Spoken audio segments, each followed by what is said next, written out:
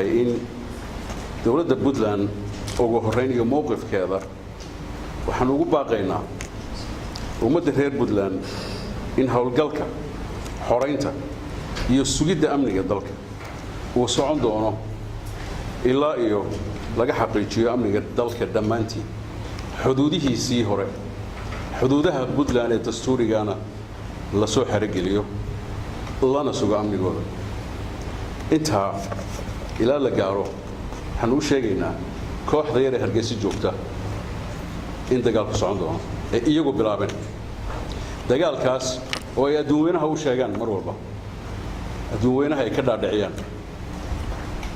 inay Puntland iyagu soo weerartay Soomaaliya ay soo weerartay haddaba sida xaqiiqadu tahay 8 January cidii attaaga iyo weerarka soo qaaday gardaradana geysatay caalamka indhihiisu way arkayeen mana aha xilliyadii jaahiliga oo hadda aynu ku jiro oo qof walba intuu wax iska sheego oranayo adduunkan ka dhaadhicinaya xamar iyo Soomaali weyn iyo federaal baa soo weeraray wax soconaya maaha waa lagu jeedaa cidda soo weerartayna waa Puntland xamar federaalku xamar bay joogaan mana soo weerarna cid waxa la rabaa marka aqliga dadka saaxiibka la in musabixi iyo madaxdiisa ay ka dhaadhiciyaan waxa kan uu akhriyay wax soconaya inaan ahayn adduunkuna uu ku qoslayo taas waa mid annaga dawladda Puntland haddaan nahay waxaanu bogaadin aan la soo koobi karin u diraynaa iyo hambalyo ciidamada geesiinta ee Puntland jawaabta rasmiga iyo darbaaxada siiyay ninka gardarada ku soo galay xuduudaheena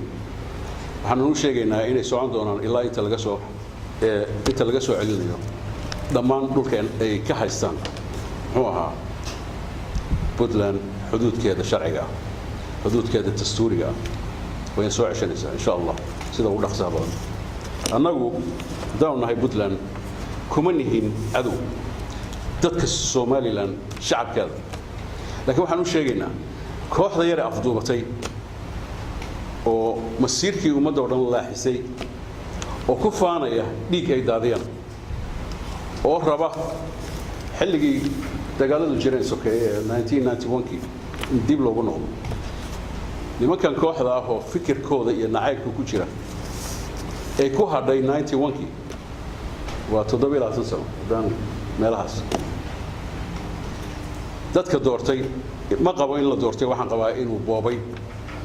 maalinkii uu qabsadayna dhiig buu daadiyay dhiigga uu daadiyayna waa dhiig muslim waa dhiig Soomaaliyeed waa dhiig dad walaalo ah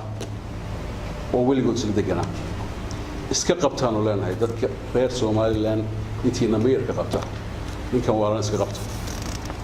taasina waxaan filayaa in Somaliland ay action shacabkeedu ay action ka qaadi doonaan dawladda Puntland waxa ay ugu baaqaysaa shacabka deegaanada hawlgallada ay ka socdaan ay ka socoto inay ilaashadaan xasiloonidooda nabadgelyada lana shaqeeyaan ciidamada Puntland ee ku hawlan soo celinta iyo sugidda muxuu ahaa amniga dii ilaahay yiraahdo waxaan u sheegaynaa shacabka geesiinta oo la cabriyay uga jeedna habeenimo maalintiifyada ka hadlaya oo qofkii hadla xabad lagu dhifanayo oo hooyooyin suuqa ka mudaharaadaya oo diidan cabrinta hooyooyinka xabadaha la dhacayo oo jeelka lagu gurayo adduunka sharci baa ka jira waana loo jeedaa adduunka TV-ya jira Facebook-ya jira social media jira ma qarsoona waxayna noqon doontaa war crimes waana lagu xisaabtamay haddii la haymo intaas ayaan rabaa inaan u caddeeyo Ahmed iyo wasiir Cabdalla Timcade waxaan rabaa inaan raaciyo si aad la socotaan maalin dhaweyto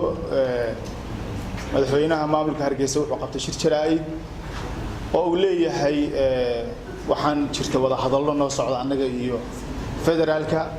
shalay waxaan u sheegnay ummadda Soomaaliyeed Puntland iyo beesha caalamkaba in aan dhul Puntland leedahay federaal gurgurtan ka gali karin muusabixina uusan la shiri karin lana fariisan karin kalana hadli karin dhul Puntland qof Soomaali oo kale isaguna duulaan yahay waxaan ku celinaynaa shacabka reer Sool ee la dhibaataynayo baa la xoreynaya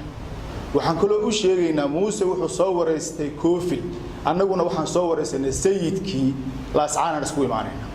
taasna furi waxaan u sheegaynaa ninka Muuse aan u sheegaynaa reer Sool gudnimada aad ku jirtaan reer Puntland way ka dulqaadayaan waxaan u sheegaynaa kale dawladdu u sheegaysaa guddiga amnigu u sheegaya Taleex iyo Xudun iyo Buuhoodle hadii laascaana lagu meeyay ma daawanaya reer Puntland kale ma daawanaysa ma Falastiin baa laascaana laga dhigay inta kale ma dhawraysa arrinka wax la qaadan karma waa inay difaaca dalka iyo xoreynta dalka soo kor istaagaan waa inay mujaahidiinta difaaca dalka ku mashquulsan ee ciidamada Puntland ee commandoska ah ee casharada u dhigay kuwii soo horarka hay soo galay waa inay garabkooda soo istaagaan shacabka Puntland gudo iyo dibad gudnimada la maagay yahay ee dawladdiinada ka hortaagan tahay ka soo heeliya soo garab istaaga dawladdiina